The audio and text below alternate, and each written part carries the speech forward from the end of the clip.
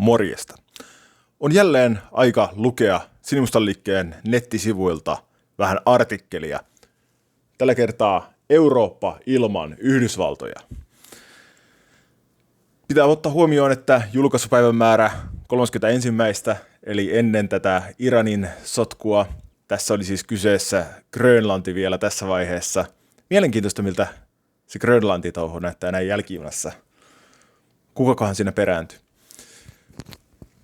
Eurooppa ilman Yhdysvaltoja. Viimeaikainen kriisi Naton sisällä liittyen Yhdysvaltojen aggressiiviseen retoriikkaan Grönlantia kohtaan nostaa esille huolia Euroopan maiden puolustuksesta ja Naton tulevaisuudesta.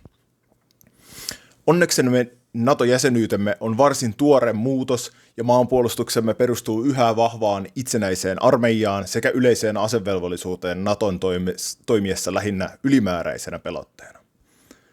Moni Euroopan valtio ajoi alas asevoimiaan kylmän sodan aikana ja Neuvostoliiton romahduksen jälkeen, luottaen syvään rauhaan sekä Naton luomaan pelotteeseen. Suomikin koki saman pienemmässä mittakaavassa. Ensiksi alkoi Neuvostoliiton pakottamana sekä myöhemmin suomettumisen seurauksena. Neuvostoliiton romahdettua alkoi meillä suomettumisen loppu, joka myös johti muutoksiin turvallisuusratkaisuissamme. 2000-luvulla Suomi alkoi lisäämään puolustusyhteistyötä muiden Euroopan maiden sekä Naton kanssa. Lopulta virallinen liitos NATOon ja länsiyhteisön puolustukseen tapahtui seurauksena Venäjän hyökkäyksestä Ukrainaan, joka sinetöi syön rauhan aikakauden päättyneen.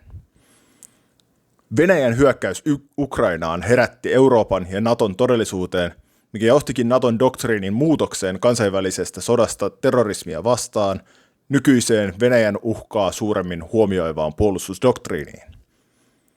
Enää ei voitu luottaa sotilaallisen pelotteen voimaan. Venäjän hyökkäys miljoonan miehen tappioillaan kertoo, ettei sodan hinta ja kesto itsessään ole este suurvallalle. Nyt Itä-Euroopan maiden on ollut pakko valmistautua todenteolla täysivaltaiseen sotaan Venäjän kanssa, unohtaen eilispäivän Naton luoman pelotteen turvan. Euroopan asevoimien elvyttäminen lähtikin alkuun hyvään tahtiin. Naton doktriinia päivitettiin, puolustusmenoja nostettiin, yleisesti Yhdysvaltojen painostuksesta ja NATO-joukkojen määrää lisättiin Venäjän vastaisella rajalla. Tähän pieni välihuomio ihan ei tekstistä, vaan omasta osalta. Kun Yhdysvallat pakottaa NATO-liittolaisiaan Euroopassa nostamaan puolustusmenoja, se yleisesti torppaa sitä, että Euroopan maat kasvattaisivat omaa kapasiteettia luoda itselleen sotilaskalustoa. Vaan Trumpikin yksinkertaisesti toimii Yhdysvaltain asefirmojen myyntimiehenä lähinnä. Sitä Yhdysvallat haluaa, että Eurooppa tekee. Ostaa vain jenkeiltä aseita. Eikä kasvata omaa kykyä puolustaa itseään, tuottaa itse kalustoa itselleen. Siinä vähän mietittävä. Jatketaan. Kun voisi olettaa Naton sopeutuneen uuteen tilanteeseen, alkoikin liittoman historian vakavin kriisi Yhdysvaltojen alkaessa painostamaan taloudellisesti ja jopa sotilaallisesti omia liittolaistaan Tanskaa Grönlannin vuoksi. Vallitseva tilanne on hyvä esimerkki ylikansallisten liittoumien ongelmista. Koalitio, joka ei rakennu millekään konkreettiselle pohjalle, kuten maantieteelliselle sijainnille tai etnisyydelle, on täysin globaalien diplomaattisten ailahteluiden armoilla. Naton järjettömästä pohjasta kielii se, kuinka nopeasti Yhdysvallat on onnistunut romuttamaan sen luottamusta. Vain yhden presidenttikauden alun aikana on jouduttu jo tosissaan puntaroimaan mahdollista liittoman sisäistä sotaa, ja jotkut puhuvat nyt Naton lopusta sellaisena kuin se oli. Euroopan nojautuminen täysin Yhdysvaltojen asevoimien puolustuksessaan, olettaen, että osapuolten strategiset intressit pysyvät identtisinä maailman tappiin asti, on jättänyt Euroopan puolustuksen sekä talouden täysin haavoittuvaiseksi Yhdysvaltojen toteuttamalle painostukselle. Nyt vaihtoehtoina ovat joko kivulias irtautuminen Yhdysvalloista tai alistuminen heidän satelliittivaltiokseen. Kriisin jakolinjat ovat varsin ennalta arvattavat ja loogiset. Tanskan tukena ovat vankimpina muut Pohjoismaat, Itämeren alueen maat sekä isot pelurit Euroopassa yleisesti.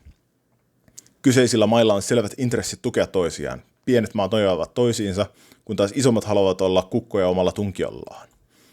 Euroopan maista ei yksikään ole suoraan tukenut Yhdysvaltojen tavoitteita, mutta selvä asenneero näkyy Etelä-Euroopan maissa, jossa yhteiseen puolustukseen on aiemminkin suhtauduttu nihkeästi.